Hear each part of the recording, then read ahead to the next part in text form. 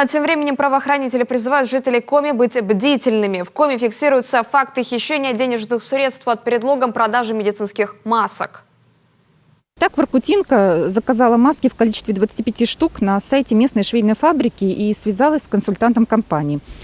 Позже на ее электронную почту пришло сообщение с текстом, что ввиду сложившейся эпидемиологической ситуации доставка масок осуществляется только по предварительной оплате.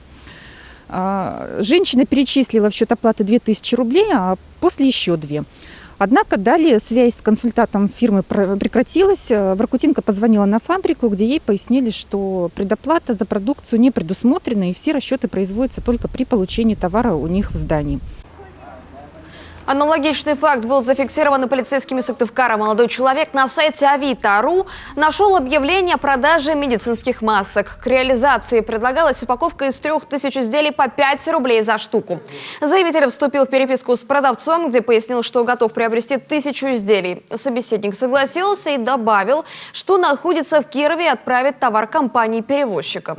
Только для начала нужно оплатить покупку. Сыктывкарец перечислил более 5000 рублей. Однако вскоре ему пришло сообщение с текстом об ошибке платежа. Житель столицы связался с поставщиком и рассказал о произошедшем.